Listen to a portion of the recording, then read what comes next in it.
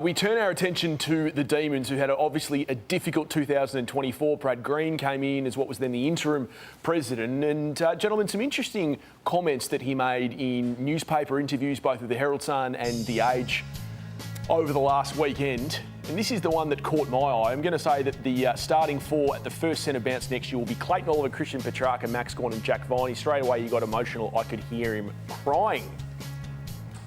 Interesting day, mate. Well, they're on a charm offensive, aren't they, the Demons? It's all about the newfound love and respect they've got for each other. I just want to go back to that period of time, though, Sam, because you covered that story, particularly the Clayton Oliver aspect of the Melbourne saga at the time, more thoroughly than anyone else. Does that Brad Green comment on the weekend, that and a bit deeper about the love that he's got for Clayton and the tears that were exchanged, did that line up with what you felt was the case? No, not at all. I mean, I think that there's been, from Melbourne last year, there were a lot of mistruths that came out of the club, particularly around Clayton Oliver and Christian Petrarca. And there was this push that, they're fine. And, you know, yes, they've had a couple of disagreements, but they want to be Melbourne people. I mean, neither of them wanted to be. Both of them actively sought to go. I mean, Clayton Oliver cleaned out his locker the morning of the best and fairest. He was trying to get to Geelong right up until trade deadline day. Yeah. So I don't see those comments aligning with that. It was alive on trade deadline day, just to put that timeline back into full focus. Yeah. Yeah. It was. Yeah.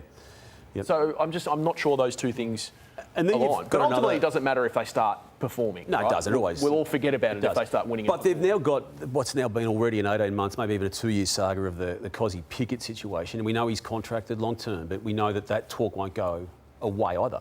And I think he's nearly probably in their top 3 most important players. Here's Brad Green also. I didn't mind this from Brad Green, to be honest. 3 first-round draft picks. He's putting it out there because he probably believes. And that's not the job of the president, though, is it? To talk about what they wanted to do. But it is at the moment, because their CEO is on the way out. So he's now become the spokesperson for the club. So who fills that void to be, that strong figure apart from the coach and the media? I think he's ahead of Oliver in terms of importance, Kysaiah Pickett. So I think ahead of Clayton Oliver. Oh yeah. In terms of what I think he'll bring, what he brings, he's different. There's a lot of good midfielders out there, but there's not many Kysaiah Picketts, in my opinion. So are you saying that he's got no chance, Oliver, of getting back to that 4 best and fairest wins inside 6-season period? I'm not saying that, but I just think at the uniqueness of what Pickett... Are you saying that it's harder to find another replacement as Kysaiah Pickett than it is to Clayton Oliver? And that's no disrespect to Clayton and his best. It's just more difficult to find what Kysaiah brings to the table. Hard to find anyone who brings what Max Gawn brings to the table as well. Yeah, I know people will argue that there's better players, but I'm talking about the most valuable player for finals aspirants, and I think Max Gawn is that player in the game, because we had a look against Freo on the weekend and he got a knock in the side and he came off halfway through the third quarter, but he put a 10-minute patch where every stoppage, every clearance after half-time either went to Oliver or went to Petrarca, and you saw Melbourne go. If Max Gawn went down, that's just Melbourne done.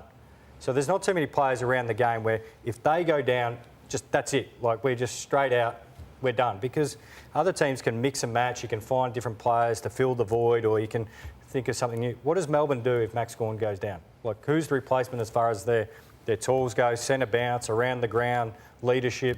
Maybe that's why Luke Jackson's popped up again. Is it? I think maybe that's it might have meant nothing. It might be going nowhere, but it's maybe why. If Kysaiah Pickett goes, Melbourne think to themselves, well, let's get him back because of that question you're asking. What did you see from them on the weekend? What I saw is a team that has the most unbelievable midfield with what Gawn... They couldn't have done any more this midfield. They obliterated a star-studded Fremantle midfield. But, again, you can't bomb the ball from the halfway mark. And I'll say the first half, you just can't do it. This is what they did last year. You don't launch the ball from behind the centre because it's too easy for opposition defences to pick apart. But then they got better. They started to run, carry the ball.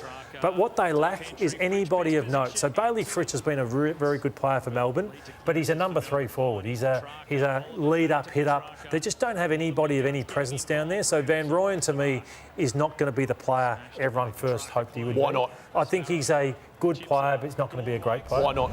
Because he's not good enough at ground level. So if he doesn't mark it, he's not good enough. So then you fall to this.